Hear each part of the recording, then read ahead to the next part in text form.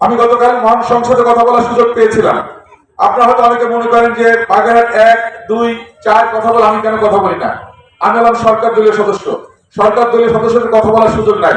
শুধুমাত্র রাষ্ট্রপতি ভাষণের উপর কথা বলা যায় বা অন্য কোনো দিবস হয়তো কথা বলা যেতে পারে, কিন্তু আমি অফিসিয়ালি কোনো ইস্যু বলার সুযোগ নেই, কারণ আমি ক্যাবিনেটে এটা নিয়ে আলোচনা করতে পারি, মন্ত্রিসভায় আলোচনা করার সুযোগ আছে।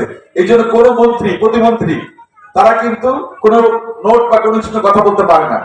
তারপরে কালকে আমি আমাদের প্রিয় নেতা, যেহেতু কালকে আমাদের ছিলেন, সংসদে ছিলেন, বিরোধী নেতা ছিলেন, সবাই ছিলেন, আমি কিন্তু সেখানে আপনাদের প্রাণের দাবি মোংলা নদীর উপর ঝুলন্ত সেতু এবং এর যৌক্তিকতা তুলে ধরেছি। সময়ের সংক্ষিপ্ততার কারণে আমি হয়তো বেশি তুলতে পারিনি, কারণ এখানে 40,000 মতো মানুষ যাতায়াত করে। এখানকার সাইলো গুদাম ইচ্ছে করলে আপনার এখান থেকে সারা দেশের মালামাল পরিবহন করতে পারবে। এখানকার আমাদের ইপিজেডের শ্রমিকরা, বন্দর শ্রমিকরা সুন্দরভাবে যাতায়াত করতে পারবে। এখানকার মানুষ যখন অসুস্থ হচ্ছে তখন তারা খুলনা বা অন্যান্য হাসপাতালে যেতে পারবে। তো সবকিছুর জন্য কিন্তু এই ব্রিজটা খুবই দরকার, কারণ মূল ভূখণ্ড থেকে এই অংশটা কিন্তু বিচ্ছিন্ন এবং রামপালের 2-3টা ইউনিয়ন, মোংলার 5টা ইউনিয়ন, এদিকে শরণখোলা, মোরলগঞ্জ সহ এই জনপদের পুরো মানুষ কিন্তু এদিকে যাতায়াত করে। যদি আমরা সুন্দরভাবে এই ব্রিজটা সম্পন্ন করতে পারি, রাস্তাঘাট ঠিক করতে পারি, তাহলে আমি মনে করি এই জনপদে অনেক কর্মচাঞ্চল্য ফিরে আসবে। আমাদের এদিকে যে পর্যটন শিল্পের সম্ভাবনা, সেটাও কিন্তু আমরা উন্মোচন করতে পারবো। সুতরাং আমাদের এই ব্রিজটা খুবই দরকার। পাশাপাশি মোংলা বন্দরে এখন আমাদের যে বার্থিং হয়, আপনারা যারা শ্রমিক আছেন তারা জানেন, এখানে হচ্ছে আমাদের যে বাল্ক যে টার্মিনাল ছিল, সেই টার্মিনালের ভিতরে কিন্তু আমাদের কন্টেনার টার্মিনাল বার্থিং হচ্ছে, কিন্তু কন্টেনার ভেসেল বার্থিং নিচ্ছে, যার জন্য পারফরমেন্সটা খারাপ। এই জন্য এখানে 2টো কন্টেনার টার্মিনাল করা খুবই জরুরি।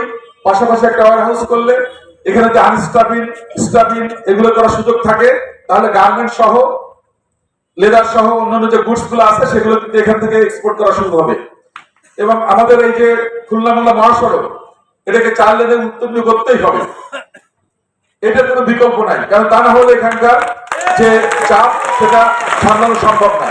সবচেয়ে বড় কথা, মোংলা বন্দর আমাদের সুন্দরবন কেন্দ্রিক, বঙ্গোপসাগর কেন্দ্রিক অর্থনীতির চিন্তা ভাবনা, এটাকে রাখতে হলে আমাদের এই 4 লেনের দরকার। পাশাপাশি আমাদের ফয়লাহাট বিমানবন্দর যেটা আছে, সেটা হলে এখানকার বিদেশিরা সহজে আসতে পারবে, তারা কাজ কাম সেরে ফার্স্ট ফ্লাইটে আসবে, লাস্ট ফ্লাইটে চলে যাবে এবং এখানকার কর্মসংস্থান বৃদ্ধি পাবে। আমাদের বন্দরে আমাদের ইপিজেডে 303 একর জায়গার উপর এটা প্রতিষ্ঠা হয়েছে। এখন এখানে 32টা শিল্প প্রতিষ্ঠান অপারেশনে আছে, 8টা প্রক্রিয়াধীন আছে চালু করার জন্য, তারা কাজ করছে। আরো 178টাকে বরাদ্দ দেওয়া হয়েছে, আরো কিছু জায়গা রয়ে গেছে। তো সবকিছু মিলে এটা কিন্তু পূর্ণতা দিতে হয়, তাহলে আমাদের এই রাস্তা, আমাদের এই বিমানবন্দর সহ এইগুলো ঠিক হলে খুব দ্রুত এখানে ইনভেস্টর আসবে এবং তারা এগুলো করবে। কারণ এখানে যাতায়াতের উপযোগী রাস্তা না, কিন্তু আপনারা জানেন আমাদের রাজ্জাক ভাইয়ের একটা পরিবার এই গত ঈদের আগে ফেব্রুয়ারি মাসে ওরা 14 জন একই পরিবারের মানুষ নবদম্পতি সহ তারা পৃথিবী থেকে চলে গেছে। তো এটা আল্লাহ ভালো মালিকের কার হাত কতদিন আছে, কিন্তু এই যে দুর্ঘটনাগুলো হচ্ছে এটা হচ্ছে সংকীর্ণ রোডের কারণে প্রতিনিয়ত হচ্ছে। তো সুতরাং এটা নিয়ে আমি কথা বলেছি আমাদের সড়ক মন্ত্রীর সাথে, সেতু মন্ত্রীর সাথে কথা বলেছি, আমি বন্দর নিয়েও কথা বলেছি। আমি চেষ্টা করছি আমার সাইড থেকে যতগুলো করা সম্ভব সেগুলো আমি কাজ করছি।